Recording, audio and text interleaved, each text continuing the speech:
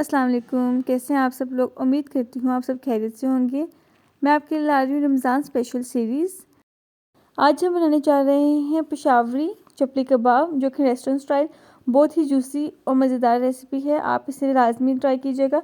ہم چپلی کباب بنانے کے لیے لیں گے قیمہ 1 کلو، سبز مرچیں 10 سے 12 عدد جسے آپ بریک چاپ کر لیں گے، ٹماٹر 2 عدد، ادرک کا ٹکڑا 2 انچ کا، پیاز آپ لیں 250 گرام، انار دانہ 2 کھانے کے چمچ، خشک دھنیا 1 کھانے کا چمچ، نمک 1 کھانے کا چمچ،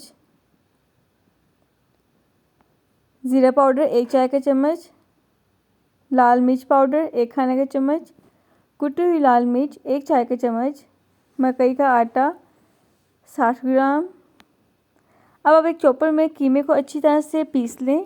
پہلے آپ نے قیمے کو اچھی طرح سے چوپ کر لینا ہے، اور اس کے بعد آپ نے کیا کرنا ہے کہ پیازوں کو الگ سے چوپ کرنا اچھی طرح سے، اور اس کا پانی اچھی طرح سے ان کو نچوڑ لینا ہے تاکہ اس کے اندر بالکل پانی نہ رہے، ورنہ یہ جو قیمہ ہوگا یہ پانی پانی جیسا ہو جائے گا، یہ کنسسٹنسی سے خراب ہو جائے گی۔ اس کے بعد آپ نے جو مرچیں ہوں گی اس کو بھی الگ سے چوپ کرنا ہے۔ دین ایک بڑے سے برتن میں آپ نے قیمہ ڈالنا ہے چوپ کیا ہوا، اور پیاز چوپ کیے ہوئے جس میں سے آپ نے پانی نچوڑ لیا ہوگا وہ والا، اور مرچی ڈال کے اس کو اچھی طرح سے مکس کریں۔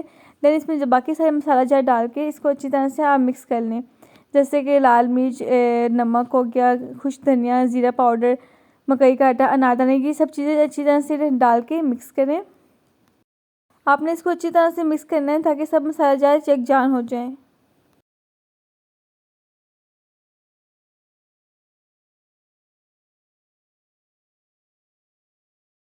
یہاں میرا قیمہ اچھی طرح مکس ہو چکا ہے۔ اب چپلی کباب بنانے کے لیے میں نے ایک فرائی پین میں آئل ڈالا اور اس کو گرم کیا۔ جیسے آئل گرم ہو گیا تو میں نے چپلی کباب کو کباب کی شکل میں بریک سی شیپ دے کے گولائی میں اس کو میں نے بنا کے ڈال دیا اس میں۔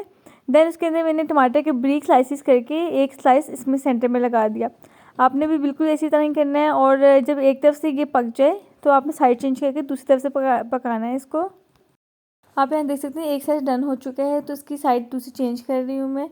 آپ اس کا کلر دیکھ لیں، آپ نے میکسیمم اتنا ہی کلر رکھنا ہے، اس کو زیادہ ڈارک براؤن نہیں کر دینا، نہ ہی جلا دینا آپ نے، اور نہ ہی اس کو آپ نے کچا کچا رکھنا ہے، ٹھیک ہے؟